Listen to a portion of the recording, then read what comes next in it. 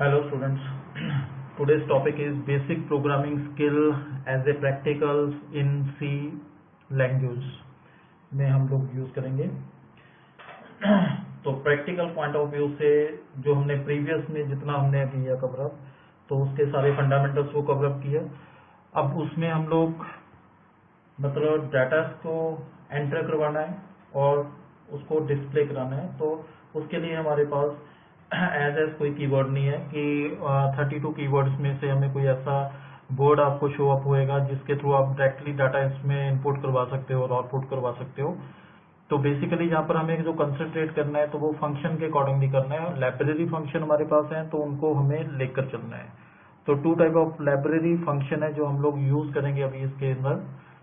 First one is the reading the data from the keyboards.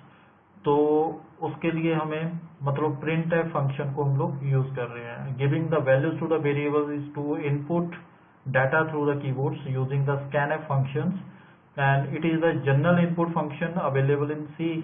तो उसके अंदर जो उसका मतलब जो सिंटैक्स है जो हम लोग राइट करते हैं स्कैनफ, तो वो है स्कैनफ के अंदर जो रॉन ब्रैकेट्स है उसके अंदर हमें जो राइट आउट करना होता है वो कंट्रोल स्ट्रिंग को राइट करना है। And reference of variable with comma separator हम लोग यूज करवा सकते हैं। लास्ट में सेमीकोलन डालना है। तो जो कंट्रोल स्ट्रिंग्स है जो हम लोग यूज कर रहे हैं is the format of the data being received. मतलब ये हमें पता है कि बाहर से जब हम लोग वैल्यूज को एंटर करवाते हैं वो जो वैल्यूज होगी एज ए टेक्सचुअल बेस में होगी, स्ट्रिंग बेस में से होगी। तो अगर हमें डिफरेंट टाइप ऑफ डाटा को स्टोर करना है और अलग अलग वेरिएबल के अंदर स्टोर करना है तो वहां पर उसके जो फॉर्मेट है वो हमें यूज करने पड़ेंगे। बेसिकली हमें फॉर्मेट स्पेसिफाइड वहां पर यूज करने हैं। स्कैनएक्स के अंदर विद इन कंट्रोल स्ट्रिंग हमें फॉर्मेट स्पेसिफाइड यूज करने हैं। और उसके बाद जो वेरिएबल्स नेम है उसके पहले हमें एंड ऑपरेटर यूज करना है। दैट मीन्स इज कि एड्रेस ऑफ द वेरिएबल्स कि डायरेक्टली हम वेरिएबल के अंदर वैल्यू नहीं डालेंगे, उसके एड्रेस के अंदर हम लोग वैल्यूज को पास आउट करेंगे। तो स्कैनफ फंक्शन जो हमें हेल्प प्रोवाइड करता है वो ये करता है कि बाहर से एक डाटा रिसीव करेगा, वो डाटा एज ए स्ट्रिंग में होगा, उसे कन्वर्ट करेगा अकॉर्डिंग टू फॉर्मेट जो आपका वहां पर फॉर्मेट स्पेसिफायर हम लोग यूज करते हैं। अकॉर्डिंग टू वो उसको डाटा को कन्वर्ट करेगा और वेरिएबल में पास आउट करता जाएगा। तो एज एग्जांपल जैसे नीचे आपको जो शो हो रहा है scanner percentage address of numbers.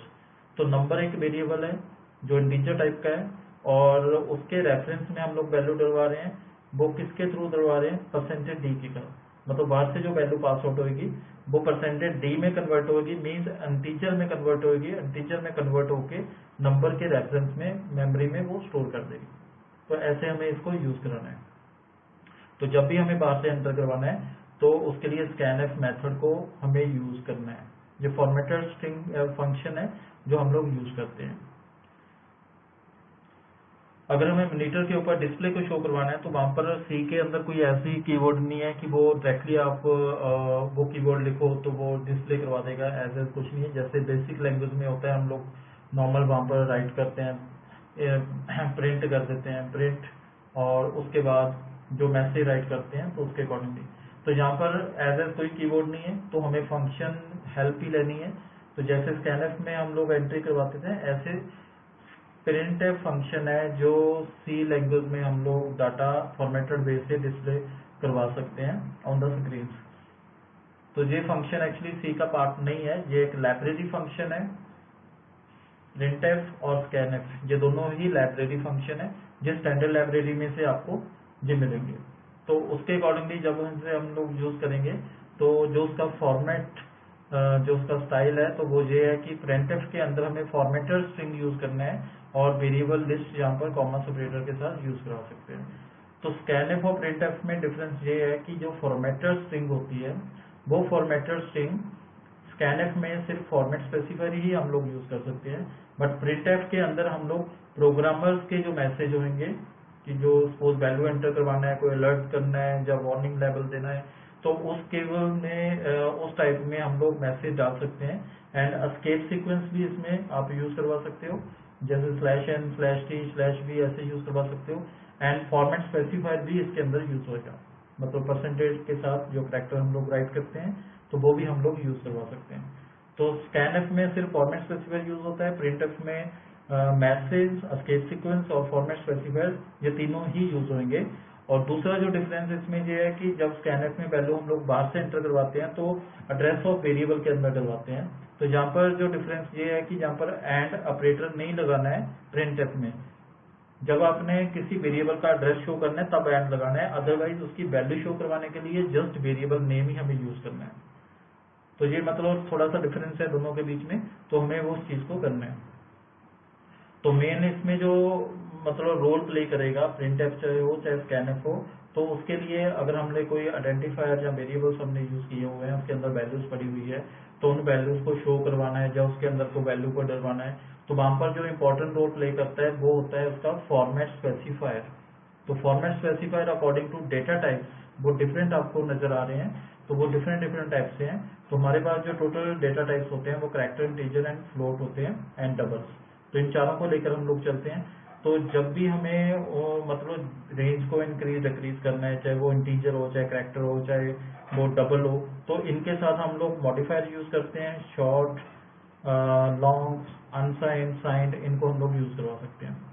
तो जब भी हमें डेटा टाइप को यूज करना है तो उसके लिए जो फॉर्मेट स्पेसिफायर है, अगर कैरेक्टर है तो उसके लिए %C यूज करना है, साइंड इंटीजर है तो उसके लिए %D यूज करना है, अनसाइंड इंटीजर है तो उसके लिए %U यूज करना है, लॉन्ग इंटीजर है तो उसके लिए %LD यूज करना है, एंड अनसाइंड लॉन्ग इंटीजर के लिए LU यूज करना है परसेंटेज के साथ, एंड शॉर्ट इंटीजर के लिए HI मतलब half of integer, and unsigned short integer के लिए HU, U मतलब अनसाइंड, एंड लॉन्ग इंटीजर के लिए LLD को यूज करेंगे, एंड अनसाइंड लॉन्ग इंटीजर तो उसके लिए LLU यूज करेंगे। फ्लोट के साथ मॉडिफायर यूज नहीं होता है, नॉर्मली %F के साथ इसे यूज किया जाता है, एंड डबल के साथ LF मतलब long float, and long double अगर हमने यूज करना है तो कैपिटल को एल को कैपिटल राइट करना है और एफ यूज करना है। मतलब डबल में सिंपल स्मॉल एल यूज करनी है और लॉन्ग डबल में एल कैपिटल यूज करनी है। तो ये फॉर्मेट स्पेसिफायर है, इनके अकॉर्डिंगली हम लोग प्रोग्राम को डिजाइन करेंगे और डाटा इनपुट और आउटपुट करने में हमें ये हेल्पफुल होंगे। तो जब भी हमें मतलब प्रोग्राम को राइट करना है तो हमारे पास बहुत सारे डिफरेंट टाइप के इन्वायरमेंट है, उनको हम लोग यूज कर सकते हैं। अगर हम लोग ऑफलाइन की बात करें कि कुछ मतलब ऐसे हमारे पास सॉफ्टवेयर हैं जिनके थ्रू सी प्रोग्रामिंग हम लोग उनके अंदर यूज करवा सकते हैं। टर्बो C++ का सॉफ्टवेयर है, कोड ब्लॉक है, उसको यूज करवा सकते हो, देव C++ यूज करा सकते हो। एंड अगर ऑनलाइन पर हमने वर्क करना है तो उसके लिए कोडशिप और ऐसे बहुत सारे मतलब है, उन इन्वायरमेंट को हम लोग यूज करवा सकते हैं अकॉर्डिंग टू जो आपका जो भी इन्वायरमेंट होगा वो यूज होएगा। तो इसमें जो कॉमन फैक्टर वो ये है कि इंटरनली जब हम लोग इनको यूज करते हैं तो जो मेन पार्ट होएगा वो सभी का सिमिलर रहता है, बट जो अपर पार्ट है जहाँ पर लाइब्रेरी को इंट्रोड्यूस करना होता है तो वो थोड़ा थोड़ा चेंज हो जाता है। तो बाकी वाला पार्ट बिल्कुल सिमिलर रहता है। तो इन मतलब इन्वायरमेंट में आप कोई भी जो आपके पास सॉफ्टवेयर अवेलेबल है उसके अकॉर्डिंगली C एंड C++ के प्रोग्राम को राइट करके उसको एग्जीक्यूट करके यूज कर सकते हो। तो इस केस में हम लोग बात करेंगे पहले टर्बो C के बारे में। तो टर्बो C के अंदर हमने प्रोग्राम को राइट करना है, तो फर्स्ट ये मतलब फ्री में आपको नेट पर अवेलेबल मिलेगा, वहां से आप इसको डाउनलोड कर लो, उसको उस कंप्यूटर में इंस्टॉल कर लो।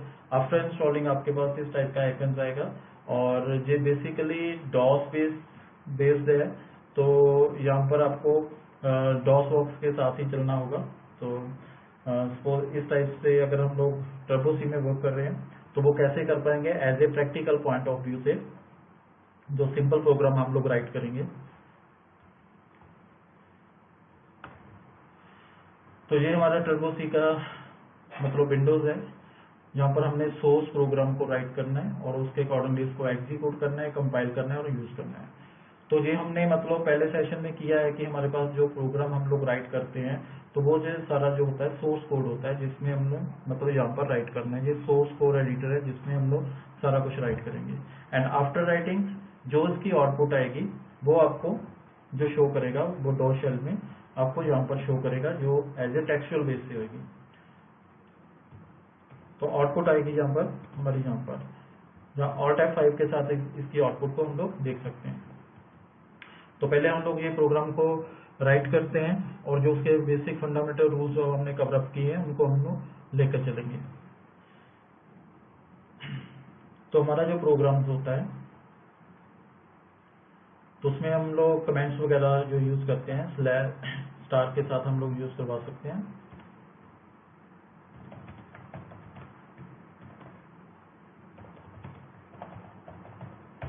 तो ये मतलब माई टेस्टिंग प्रोग्राम है जो सी के अंदर हम लोग कर रहे हैं। तो इसके अंदर एक मेथड यूज करेंगे,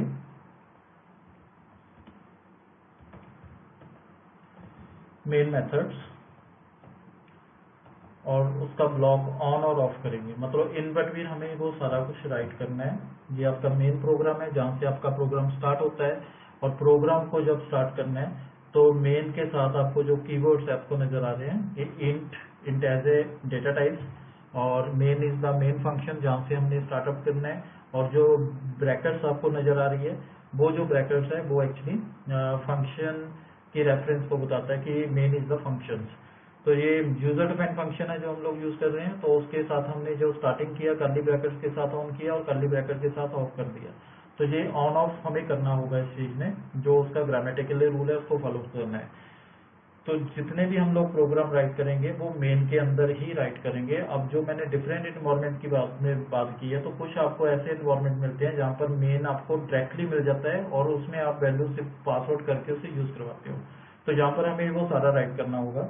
तो सपोज यहाँ पर अगर हम लोग वैल्यूज को यूज कर रहे हैं तो इसके रिलेटेड यहाँ पर हमें कुछ ऐसी फंक्शनलिटी चाहिए जो रिजर्व वर्ड में नहीं होती है।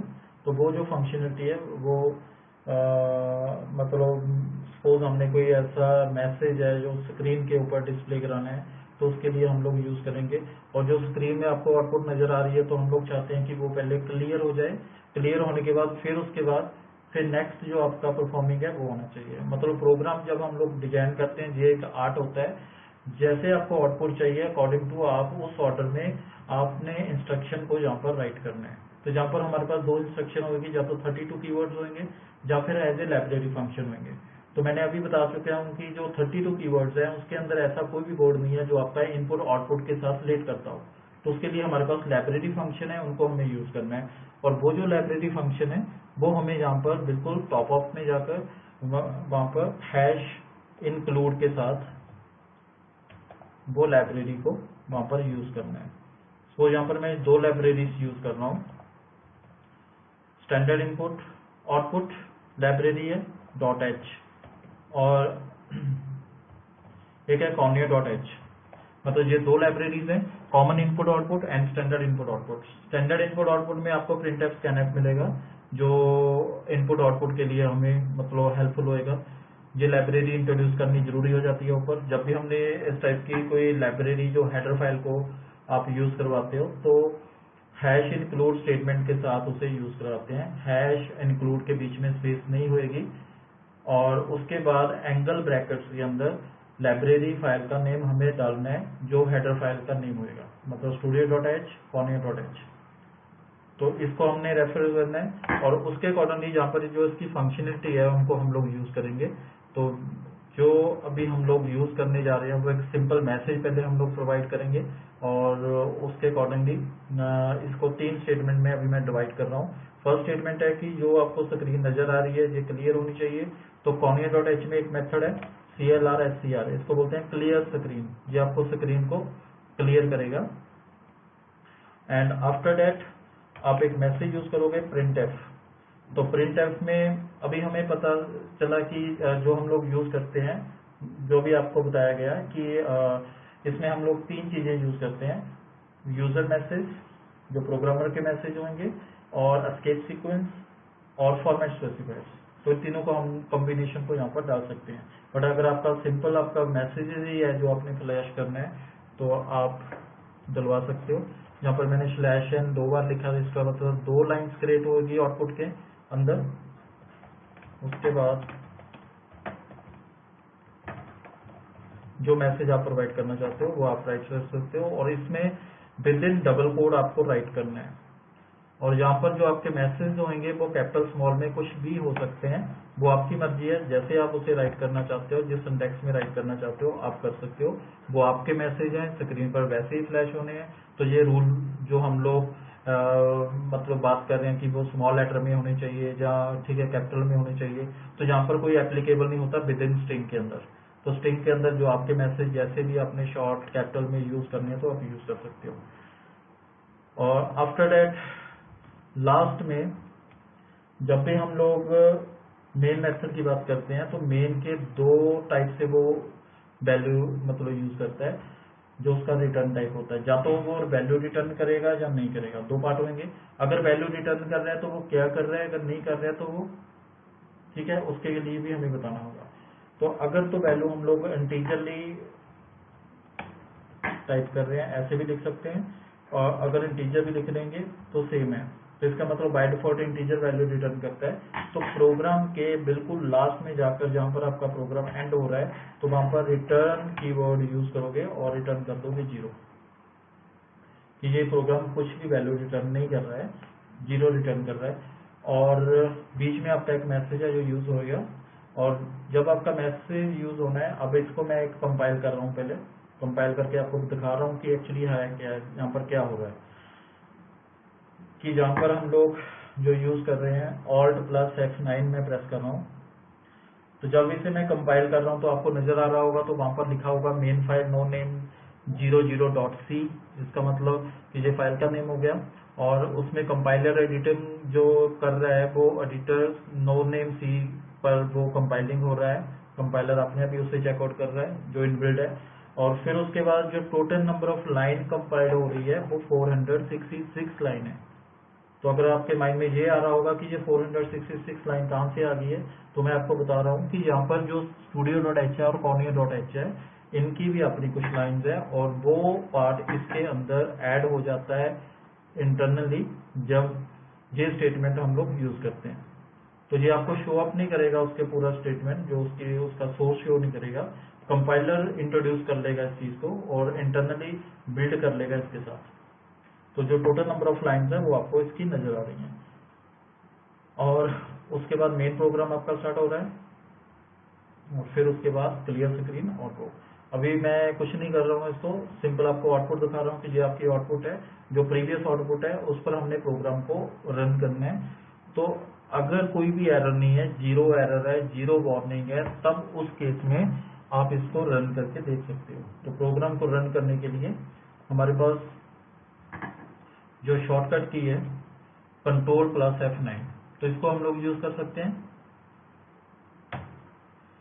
अब इससे क्या हुआ कि प्रोग्राम आपका एग्जीक्यूट हो गया और इमीडिएटली वापस आ गया, आपको पता ही नहीं चला कि विद इन मिली सेकेंड ये सारा कुछ हुआ है। तो अगर हमें इसकी आउटपुट देखनी है तो Alt+F5 करना पड़ेगा। तो ये आपको आउटपुट नजर आ रही है, और इस आउटपुट में आपको मतलब वो एक मैसेज शो कर रहा है वेलकम टू सी प्रोग्राम, और पहले जो उसके अंदर जो कुछ लाइंस राइट हुई थी उनको क्लियर किया गया, और उसके बाद फिर जो मैसेज राइट हुआ एंड आफ्टर दैट। मतलब जब हम लोग कोई भी प्रोग्राम को राइट करते हैं तो हम लोग चाहते हैं कि हमारे प्रोग्राम की आउटपुट ही स्क्रीन पर आनी चाहिए, वो प्रीवियस आउटपुट नहीं आनी चाहिए। तो उसके लिए हमने क्लियर स्क्रीन मेथड को लगा दो तो ज़्यादा बेटर है। और अगर हम लोग ये चाहते हैं कि ये वेट करके बार आए कि जब मैं कोई की प्रेस करूं तब वो बार आए, अदरवाइज वो वहां पर वेट करे जहां पर मेरा आउटपुट नजर आ रही है। तो उसके लिए एक गेट करेक्टर फंक्शन है जो करेक्टर की वेट करता है, तो सेटिंग करने के लिए तो एज ए वेटिंग हम लोग इसको लगा रहे हैं अभी। तो ये अभी आपको प्रोग्राम शो कर रहा है, तो यहाँ पर मैंने कोई Alt+F5 प्रेस नहीं किया, सीधा Ctrl+F9 किया, तो उसने कंपाइल करने के बाद उसको ऑब्जेक्ट फाइल में डाला और ऑब्जेक्ट फाइल को लिंक करके थ्रू एग्जीक्यूटिंग फाइल में डाला और लोडर के थ्रू उसको स्क्रीन पर शो करा दिया, जो मैं प्रीवियस सेशन में आपको बता चुका हूँ कि कैसे उसकी कंपाइलेशन होती है और कैसे प्रोग्राम एग्जीक्यूट होता है। तो ये सीधा आपको आउटपुट नजर आ रही है, क्लियर स्क्रीन के बाद मैसेज आ रहा है, उसके बाद वेटिंग कर रहे हैं गेट ch कि अगर आप कोई भी की प्रेस करोगे देन वो रिटर्न बैक होगा। तो ऐसे हम लोग कर सकते हैं।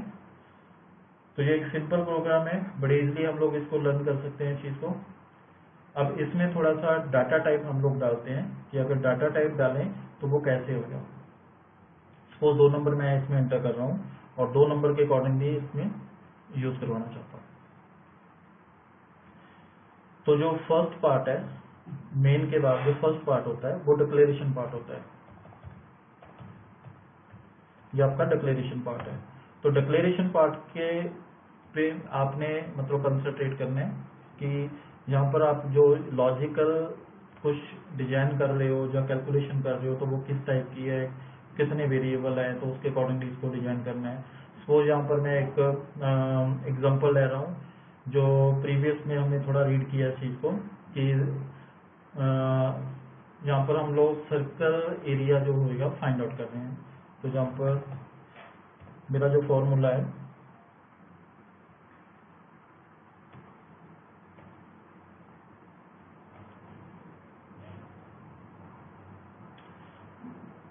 तो पाई आर स्क्वायर होता है। तो यहाँ पर आर जो एज ए रेडियस है इसको यूज कर रहे हैं। इसको स्क्वायर में ऐसे भी लिख सकते हैं, या फिर अगर स्क्वायर को लिखना है तो उसके लिए हमारे पास एक मेथड है जो उसके लिए math.h को हमें यूज करना होगा। तो वो पावर मेथड है। अगर इस चीज को हम लोग ऐसे यूज कर रहे हैं तो ये हमारा एक फॉर्मूला है। पहले इसे कंसंट्रेट करते हैं क्या करना है। तो जब भी हमें कोई फॉर्मूला डिजाइन करना है तो उसके बीच में हमें जो पहले जो फॉर्मूला के अंदर जो वेरिएबल्स है उनको पहले आइडेंटिफाई करना है कि टोटल नंबर ऑफ वेरिएबल्स आपके कितने होंगे, उसको पहले हमें देखना है। तो यहाँ पर हमें मतलब 4 वेरिएबल चाहिए और चारों में से 2 रिपीट हो रहे हैं, तो दैट मीन्स कि हमें 3 वेरिएबल चाहिए जो यहाँ पर यूज होंगे। और दूसरा इसमें क्वेश्चन ये है कि ये जो वेरिएबल होंगे क्या वो किस टाइप के होंगे, क्या नॉर्मल इंटीजर टाइप से होंगे या फ्लोट के साथ होंगे या डबल के साथ होंगे, तो उसको लेकर चलना है। तो यहाँ पर हमारा जो एरिया स्पेसिफिक होगा वो पॉइंट्स में आएगा। तो यहाँ पर अगर अप्रोक्सीमेटली वैल्यू चाहते हो तो डबल प्रीसिएशन भी यूज कर सकते हो, तो या फिर फ्लोट में भी यूज करवा सकते हो। मतलब डबल और फ्लोट में से हम लोग कोई भी डिजाइन करेंगे यहाँ से। तो इसमें हमें जो यूज करना है, जो डिक्लेरेशन पार्ट है स्टार्टिंग, जहाँ पर हमारा जो मेन पार्ट है उस पार्ट में जाना है। उस पार्ट में जाकर हमें डिक्लेरेशन करने हैं सारे। तो डबल टाइप हम लोग यूज कर रहे हैं। तो डबल में हम लोग एरियाज, अगर सेम टाइप के है तो कॉमा सेपरेटर डाल के हम लोग यूज करवा सकते हैं। एंड पाई, ये 3 वेरिएबल है जो हम लोग यूज कर रहे हैं। मतलब एरिया, रेडियस एंड पाई, इन तीनों को हम लोग यूज कर रहे हैं और इनको नीचे हमें यूज कराना है। तो पहले हम लोग नॉर्मली इसके अंदर वैल्यूज को डलवाते हैं।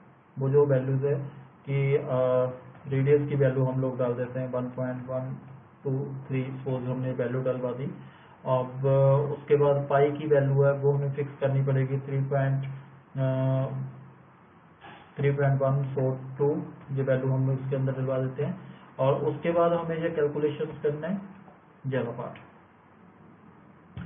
ठीक है, तो ये हमारा एक प्रोग्राम है जो हम लोग यूज कर रहे हैं। अगर मैं सपोज इन चीजों को अभी ब्लॉक कर रहा हूँ, जो कंपाइलर इस चीज को नहीं लेगा, अगर सपोज ऐसे ही मैं इसको राइट कर रहा हूँ कि area equal to pi equal to ऐसे लिख रहा हूँ, तो this is the wrong. Compiler आपको वहां पर एरर्स देगा, 3 एरर्स है। वो 3 एरर्स आपके पास क्या है, वो आपको लिस्टेड कर रहे हैं पूरे एरर्स कि जहाँ पर आपको वो शो कर रहा है, वो दिखा रहा है कि लाइन नंबर 15 में जाकर 3 एरर्स हैं, एक एरिया, एक पाई, एक रेट। तो ये तीनों ही अनडिफाइंड सिंबल है, इनके बारे में आपने बताया नहीं है। तो ये रूल के अकॉर्डिंगली हमें इसके बारे में बताना है कि एक्चुअली ये है क्या। तो रूल ये है कि जब फर्स्ट पार्ट होएगा उसका मेन के बाद वाला डिक्लेरेशन पार्ट, तो उस पार्ट में तीनों वेरिएबल को डिक्लेरेशन करना है। एंड आफ्टर दैट जब इसे आप कंपाइल करोगे तो कोई भी एरर नहीं है, बट एक वार्निंग है। और वार्निंग क्या है कि एरिया की वैल्यू आपने साइन नहीं की हुई और उसको आप यूज नहीं कर रहे होगा नीचे। तो इसको भी हमें देखना है। एक्चुअली अभी हमने कुछ कैलकुलेशंस करवानी है।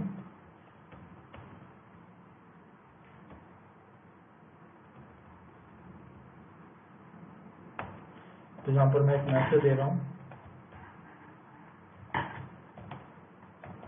जो आप स्क्रीन पर शो करवाना चाहते हो।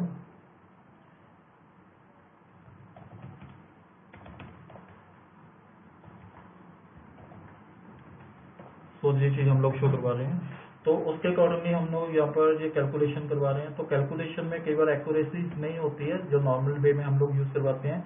तो मैथमेटिकल लाइब्रेरी है जो हमें प्रोवाइड हो रही है, तो उसके अकॉर्डिंगली भी हम लोग इसके मेथड को यूज करेंगे। math.h, जो मैथमेटिकल इसके अंदर फंक्शन है और जो जो फंक्शन है वो आपको मैं दिखा देता हूँ अभी। तो ये सारे फंक्शन है जो यूज हो रहे हैं इसके अंदर। कोई भी मैथमेटिकली अगर आपको फंक्शन चाहिए तो इसको आप लोग यूज करवा सकते हो। तो यहाँ पर बेसिकली हमें जो फंक्शन चाहिए वो पावर फंक्शन चाहिए, तो उसके अकॉर्डिंगली हमें इसको यूज करना है।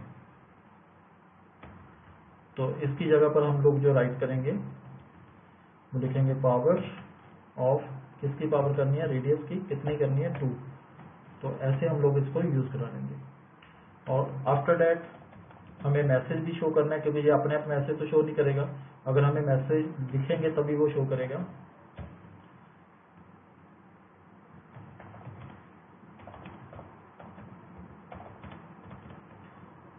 तो यहाँ पर हम लोग डबल को यूज कर रहे हैं, तो LF को यूज करेंगे, परसेंटेज LF। तो इसका मतलब क्या हो गया कि एस्केप सीक्वेंस /n के साथ हमने यूज कर दिया, मैसेज और एरिया ऑफ सर्कल इज लिख दिया। फिर जहाँ पर एक वैल्यू आनी है, वो वैल्यू किसकी आनी है, वो यहाँ पर डबल की वैल्यू आनी है, वो वैल्यू किसकी होगी, वो आप यहाँ पर राइट करोगे कि वो एरिया की होगी। अब इसी को मैनुअल जो प्रोग्राम हमारे पास बना हुआ है जिसमें फिक्स वैल्यू हमने डाल दी रेडियस की, पाई की, और उसके अकॉर्डिंगली कैलकुलेशन करवा के जब उसका रिजल्ट देखेंगे तो आपको ये यहाँ पर नजर आ रहा है।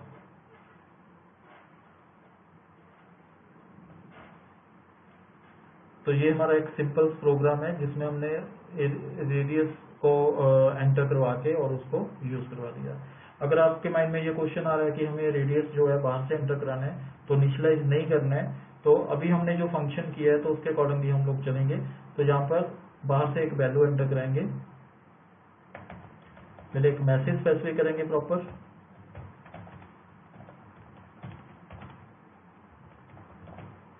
ताकि यूजर इसे एंटर करे तो उसे पता चले कि वो क्या एंटर करा रहा है।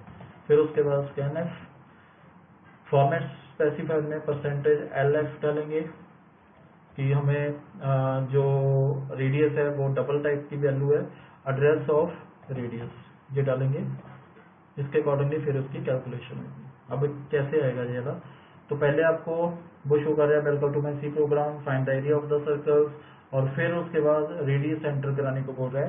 तो यहाँ से हम लोग रेडियस एंटर करवाया तो उसके अकॉर्डिंगली उसकी वैल्यूज को उसने शो कर दिया।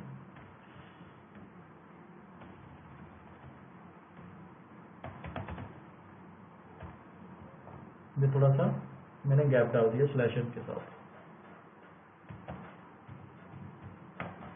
उसके अकॉर्डिंगली ये वैल्यूज है। अब इसको थोड़ा सा चेंज कर रहा हूं मैं कि यहाँ पर हम लोग सिंबॉलिक कांस्टेंट जो है वो यूज करेंगे, क्योंकि बेसिकली प्रॉब्लम ये रहती है कि यहाँ पर 3.14159 के साथ चले या 1.142 के साथ चले। तो इसको हम लोग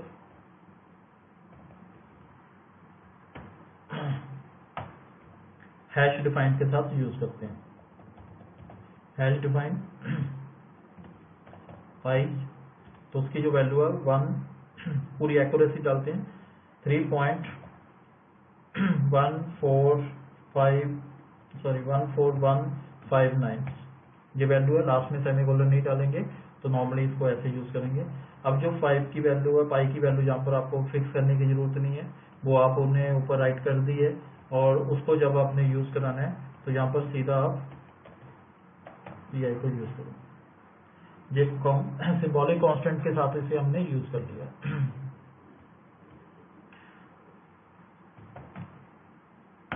उसके अकॉर्डिंगली आपको अनस्ट्रिंग करेगा, मतलब ऐसे ये आपकी आउटपुट आएगी और उसके अकॉर्डिंगली आप उसे शो करवा सकते हो। तो ये C लैंग्वेज के अंदर है। जब आपको लग रहा है कि ये प्रोग्राम प्रॉपर वे में आपका बन चुका है तो उसको सेव करो, कोई एरर नहीं है, सिंटैक्स एरर नहीं है, सिंटैक्स एरर नहीं है, लॉजिकल एरर नहीं है, रन टाइम एरर नहीं है, कोई भी किसी टाइप का एरर नहीं है, तो वो आपका एक प्रॉपर प्रोग्राम बन जाता है। उसको नेमिंग के साथ सेव कर लो।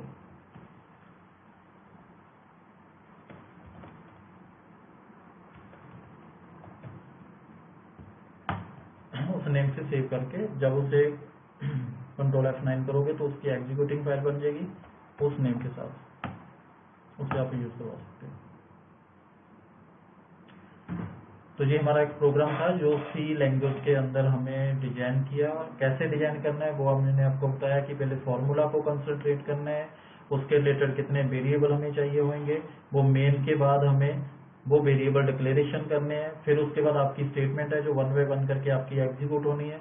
क्या वेरिएबल इनिशियलाइज करने हैं, क्या वेरिएबल इनपुट करने हैं। अगर इनपुट करने हैं तो प्रॉपर मैसेज के साथ स्कैनफ करोगे आप, और फिर उसके बाद जो उसकी कैलकुलेशन होगी, आफ्टर कैलकुलेशन उसका रिजल्ट जो होगा आपको राइट करना होगा, क्योंकि वो अपने आप शो अप नहीं होगा। तो जो चीज हमने प्रिंट एफ में की वो आपको डिस्प्ले होगी, जो स्कैनफ में की वो आपकी एंटर होगी। प्रोग्राम में इंटरनली अपने आप इनपुट आउटपुट और डिस्प्ले कुछ नहीं होना है, वो हमें ही करना है। हमें देखना है कि कौन सी स्टेटमेंट कहाँ पर यूज करनी है और कैसे उसे अप्लाई करना है।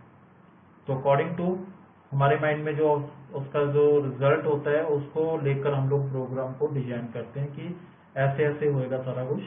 तो जो आउटपुट में आपको नजर आ रहा है तो सेम एज आप उसको कंसंट्रेट कर सकते हो।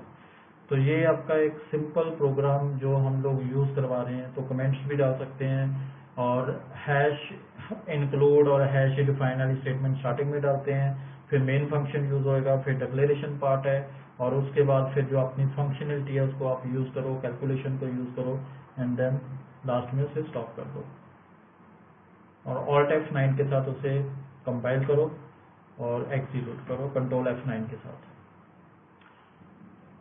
तो ये हमारा टॉपिक था जिसमें हमने प्रैक्टिकल पॉइंट ऑफ व्यू से एक एरिया सर्कल निकाला, और उसको डिजाइन कैसे करना था वो हमने किया और उसको एग्जीक्यूट करवाया।